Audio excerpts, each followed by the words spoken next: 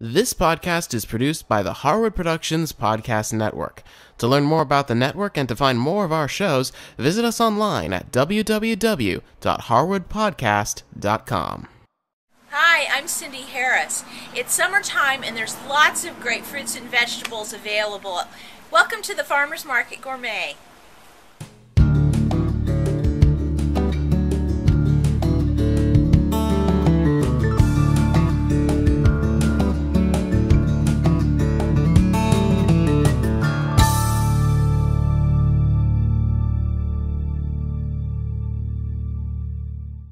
Today I'm going to share with you my quick bread that I call You Name It bread.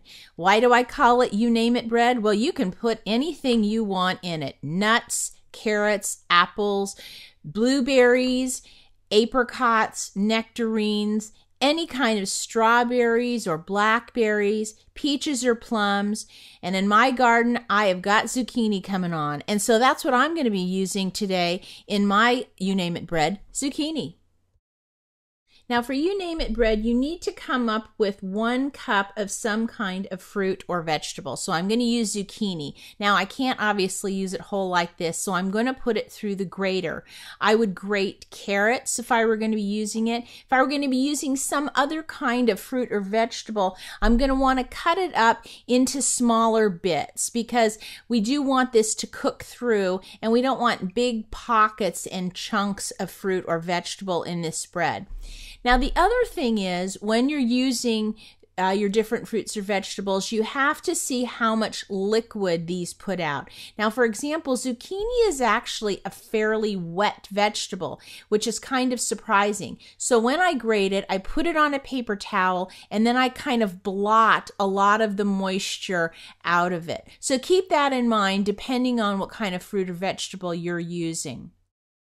Now, once I've got my fruit or vegetable prepared, I'm going to go ahead and measure about a cup of that out and just set it aside.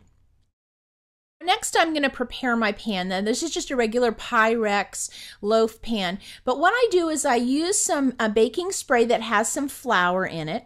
I give it a little spritz on the inside, and then I take a piece of parchment paper and I cut it about the width of the pan and I make a sleeve. I press that down inside the pan, kind of fold the edges over just a little bit, and then I go ahead and I give one last little spritz on the inside.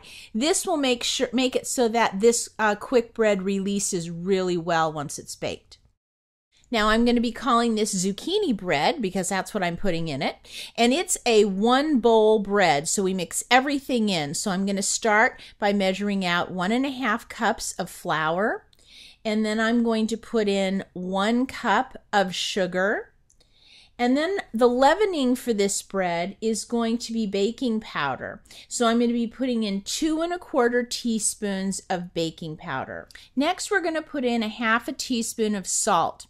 And after the salt, now for zucchini bread, I like a teaspoon of cinnamon. Now, when you look at the recipe, it shows you some variations depending on the kind of fruit or vegetable you're using if you want cinnamon or other spices in it. But once you get your spices in, just take your spatula and mix all of that through. Then make a well at the bottom because this is where we're going to put our wet ingredients. So the first thing we're going to add is 2 eggs. And you'll notice I crack the eggs first into a small dish and then transfer them over just in case I get some shell or there's some kind of funky egg. And then so I take the 2 eggs, put them in the middle of the well. Now, a lot of quick breads use a ton of oil, which I don't usually like to do. So what I'm going to use is just 1/2 cup of oil. And then to help really keep this bread nice and moist, I use sour cream as well. So what I'm going to do is I'm using some light sour cream, but you could easily use non-fat. And I need to measure out about 1/3 cup of that. And that goes right into the well with the rest of the ingredients. And then the very last thing I'm going to be adding here in terms of flavoring is some vanilla and just a teaspoon of vanilla. Then I want to take my spatula and start mixing all of this together. It's important that the eggs get broken up, that sour cream gets mixed in, and that the flour is nicely incorporated. And once you get it pretty much put together, then I would go ahead and add my 1 cup of vegetable or fruit, in this case my zucchini, and then also a cup of nuts. Now for this one I'm using walnuts because we have those in season here in California, but you could use pecans or just any kind of nut that you like. Now again, it's important that you get all of those ingredients dispersed all the way through the batter. We want every slice to have a little bit of everything in it. Then it's time to take our batter and go ahead and place it in our prepared loaf pan. Now it's going to go right on top of the sleeve. That's the way it's supposed to go. And then you'll notice it's a pretty thick batter, so you will need to take your spatula and kind of run over the top of it, pushing it out to the corners so that it's nice and even. Then go ahead and pop it in a 350-degree oven. Now this takes a full hour to bake, but when you do pull it out, it's important to test it because you do want to make sure, since it's such a thick bread, that it's cooked all the way through. So I just take a bamboo skewer and poke it right down in the middle, and if it comes out clean, there's no creaminess on it, then you know the bread is all the way cooked through, which is what we're going for. Now, I don't like to leave the bread in the pan because it's going to continue to cook and it could dry it out. So at this point, while it's still hot out of the oven, I take a knife, go around those 2 long sides, and then look how easy the sleeve is to lift this bread right out and put it on the rack to cool. Now, I wouldn't suggest cutting into this bread right now. For one thing, it's way too hot. And for another reason, quick breads have this characteristic where they're better the longer they sit. So if you can even wait overnight, you won't be disappointed. Maybe have it for breakfast the next morning, or a snack, or even tea.